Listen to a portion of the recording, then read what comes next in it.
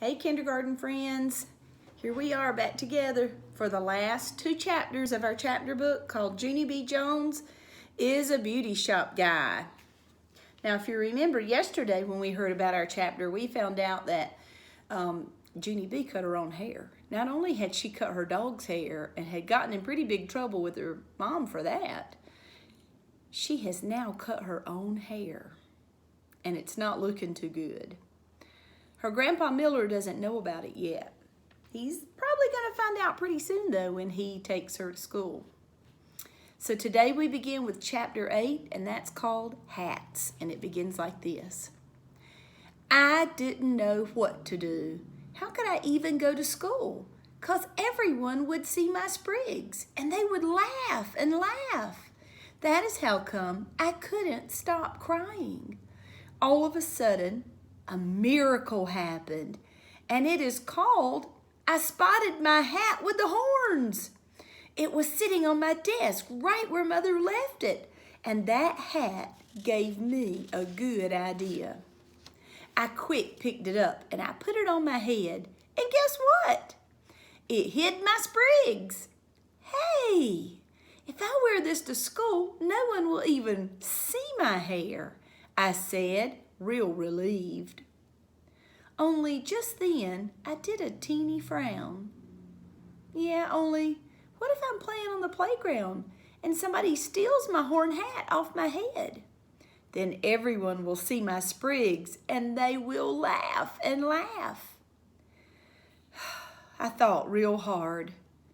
I said, maybe I can wear two hats. That way, if somebody pulls off the one hat, I will still have another hat left. I spotted my shower cap. It was lying on my chair. Do you know what a shower cap is?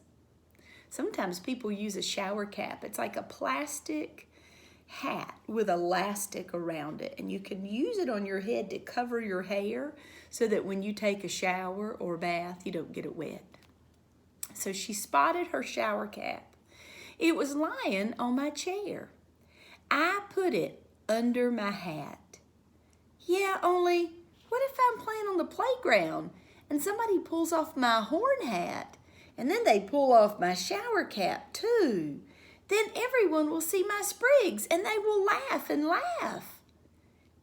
I tapped on my chin. 3 hats, I said. I will wear 3 hats to school because that will give me a whole extra hat of protection. I opened my bottom drawer and found the ski mask, 'cause ski masks hide your whole entire everything. I put the ski mask on my head, then I put on my shower cap and my hat with the horns. I looked at myself in the mirror. Now nobody can see anything, not even my nose. After that, I got dressed and I skipped real happy into the kitchen. And you can just imagine what Grandpa Miller's probably going to say when she walks into the kitchen with all of those hats on her head. Grandpa Miller's eyes popped out at me.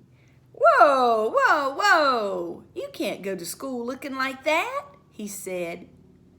That's how come I had to tell a teensy beensy fib.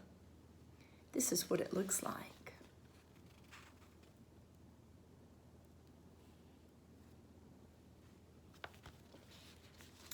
Yeah, only today is Crazy Hat Day, and my teacher said we can wear however many hats we want, I said.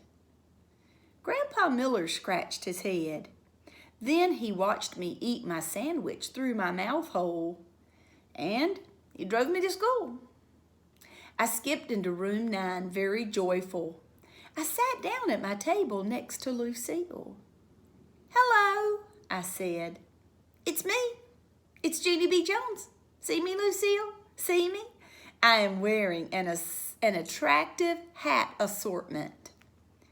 Just then, a meanie boy named Jim pointed and shouted, Hey, everybody, look at Looney B. Jones. What a goony bird, he shouted. You remember how Jim has been in the past. Then all of a sudden, he speeded across the room and he grabbed my horn hat right off my head. All of room 9 laughed and laughed, 'cause they saw my shower cap, of course. Only lucky for me, because just then my teacher hurried up into the room and she took control of people. Her name is Mrs. She has another name too, but I just like Mrs., and that's all. Mrs. grabbed my hat from that meanie Jim and she gave it back to me.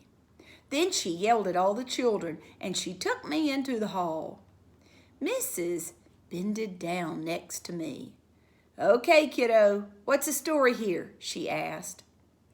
I rocked back and forth on my feet, 'cause I didn't want to tell her the story here, that's why. "Yeah, only I don't actually know what you're referring to," I said. "The hats, Junie B? What's the story with the hats?" Finally, I did a big breath and I told her the story.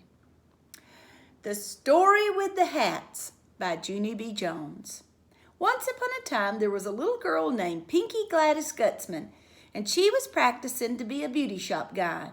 Only too bad for her, because her dumb bangs kept getting tiltier and tiltier. That's how come she had to cut them off. And now she wishes she was never even Pinky. And that is all the details I would like to share with you at this time. I did a big breath. The end. Mrs. put her hands on my shoulders. "Junie B, honey, are you telling me that you cut your bangs off? Is that what this is all about?" I did not answer her. Then, all of a sudden, Mrs. took off my ski cap. And I didn't even know she was going to do that. "No!" I hollered. "Don't!" Only it was too late. Mrs. saw my hair. She hugged me real tight. "Oh, Junie B," she said. "What happened?" I started to cry all over again. "Sprigs," I said. "Sprigs happened." After that, Mrs. gave me some tissues, and me and her sat on the floor, and we figured out what to do. That's the end of chapter 8, but it also has a picture.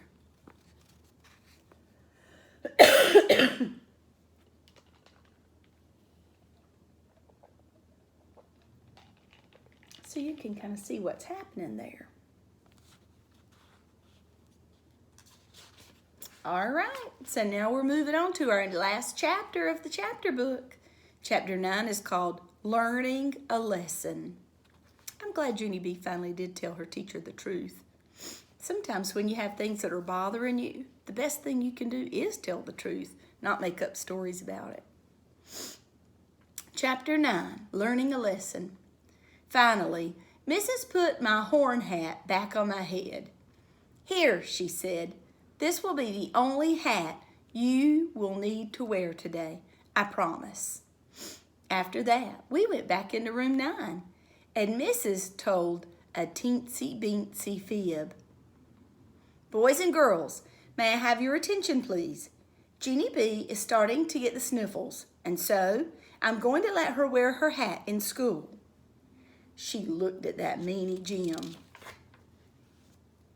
"All day, Jim. She's going to wear it all day, and no one is to touch it," she said. "Not anyone." I jumped out of my seat. "Yeah, Jim, you can't even touch it with your baby little pinky finger. Right, Mrs.? Right? Right?" "Right," said Mrs. "Not even at recess. Right, Mrs.? Right?" Mrs. sucked in her cheeks. "Yes, Junie B, right. And not when I'm getting a drink at the water fountain, and not when I'm bending down to tie my shoe, and not when I'm walking to the pencil sharpener, and when I'm just plain sitting in my chair, not. And not when I'm working in my workbook, And not when I'm practicing my alphabet. And not when, okay, we get the picture, said Mrs.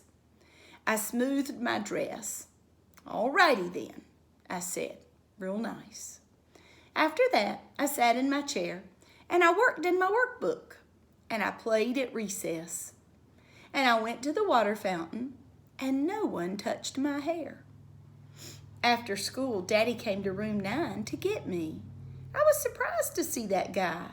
Daddy, I didn't even know you were coming to get me today. And so this day turned out better than I thought. Daddy stared at my hat. All of a sudden, my stomach did not feel good about this situation. He reached out and took it off my head. Then he quick closed his eyes. Lovely, he said. After that, he picked me up and he carried me to the car.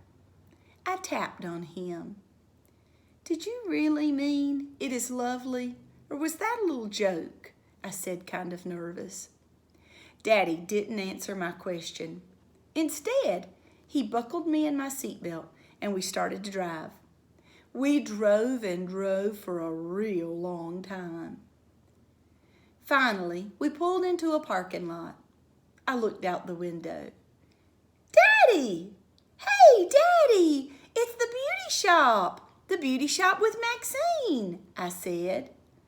Daddy took me right inside. And guess what? Maxine was waiting for me. She did a smile. Looks like someone gave herself a little trim, she said.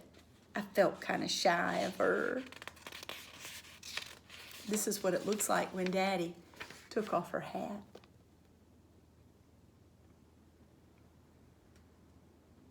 You can tell she's a little sad about that. She kind of regrets what she did. It didn't even turn out even Steven, I said, kind of soft. Maxine ruffled my hair. Then she put me in her giant spinny chair and she sprayed my hair with water. After that, she snipped and snipped and snipped. Finally, she put gel on my hair and she blowed me dry. I looked at myself in the big mirror. Hey, what do you know? No more sprigs, I said, real delighted. How did you do that, Maxine? How did you do that? Maxine winked at Daddy. Years of practice, she said. Daddy leaned close to my face. Years and years and years, he said. After that, he lifted me down from the chair. This is what her hair looks like now. It looks really nice compared to how it looked when she cut her own hair. Maxine really knows what she's doing. Maxine had to go to school to learn how to be a hairdresser. And she practiced for so many years. After that, he lifted me down from the chair and he gave Maxine lots more dollars. And me and him drove home again. Remember, she should have said, he and I drove home again. You always say the other person's name first. After we got to my house, Daddy came into my room with me. He took my extra scissors off my desk and he put them in his pocket. Sorry, Daddy. Sorry I cut my own hair, I said. He did a sigh. I know you're sorry, Junie B, he said. I just hope you learn a lesson from all of this. I did, Daddy. I did learn a lesson. I mean it. I mean it. I mean it. Daddy kissed my head. 'Cause that guy still loves me. That's why. After he left my room, I looked at my hair some more. It was the cutest hair I ever even saw. Just then, my whole face lighted up. Hey, I'm the one who got this haircut started. And so, maybe I can be a beauty shop guy after all, I said, real thrilled. I tapped on my chin. Yeah, only what happens when I grow up and I have to practice some more? What will I use to cut with then? I looked at my desk very curious. Then I tippy-toed over there real quiet and I opened my bottom desk drawer. Are you thinking what I'm thinking? I searched my hands all around that thing. Then, all of a sudden, I smiled kind of sneaky. 'Cause guess what? More extra scissors. And that is the end of chapter 9. Junie B's a lucky girl. She had a disaster with her own haircut.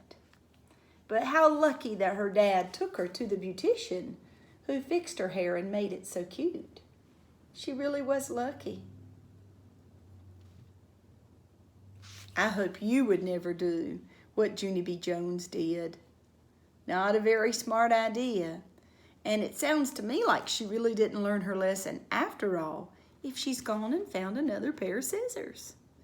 I don't know when she'll learn.